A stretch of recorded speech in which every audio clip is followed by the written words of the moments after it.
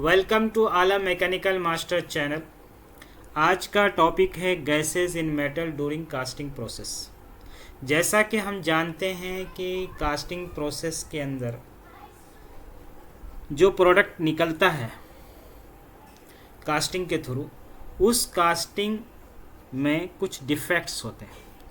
उन डिफेक्ट्स होने के जो मेन रीज़न हैं कि क्यों होते हैं, वो होते हैं इन वजह से, यानी कि हाइड्रोजन, ऑक्सीजन और नाइट्रोजन गैसेस के ट्रैप्स हो जाने से वो कास्टिंग डिफेक्ट्स बन जाते हैं। तो ये हाइड्रोजन, ऑक्सीजन, नाइट्रोजन गैस आते कहाँ से हैं? बेसिकली ये जो गैस आते हैं वो केमिकल रिएक्शंस के through and solubility at different temperatures and phases की वजह से ये गैसेस जो है जनरेट होते हैं, डेवलप होते हैं, प्रोड्यूस होते हैं।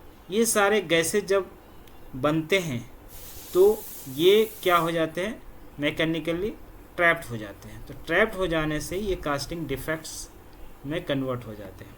और ये रिएक्शंस जो हैं मेनली दो तरह के होते हैं, endothermic reactions and exothermic reactions. जो एंडोथर्मिक रिएक्शंस होते हैं Al, Mg, Cu, Fe, Ni, इन का एक एग्जाम्पल है जिसमें ये एंडोथर्मिक रिएक्शंस होते हैं।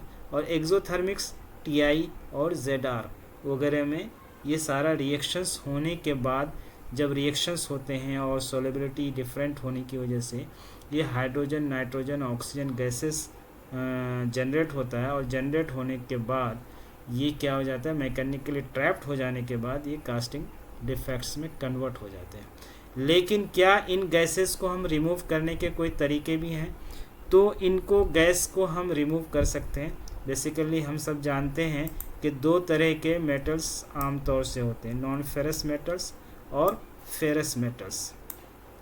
नॉन फेरस मेटल्स के अंदर chromium, nitrogen, helium, argon use किया जाता है हाइड्रोजन को रिमूव करने के लिए। और नाइट्रोजन को रिमूव करने के लिए कार्बन मोनोऑक्साइड गैस का यूज़ करते हैं। और इसी तरह से फेरस मेटल्स और निकल बेस एलवाई के अंदर नाइट्रोजन का यूज़ नहीं किया जाता है। वहाँ पे हम जो है क्या करते हैं, कार्बन मोनोऑक्साइड गैस का यूज़ करते हैं। नाइट्रोजन का यूज़ इसलिए नहीं किया जाता है कि ये नाइट्राइड्स का फॉर्म बना लेते हैं और ग्रेन साइज को अफेक्ट करता है। तो थैंक यू वेरी मच।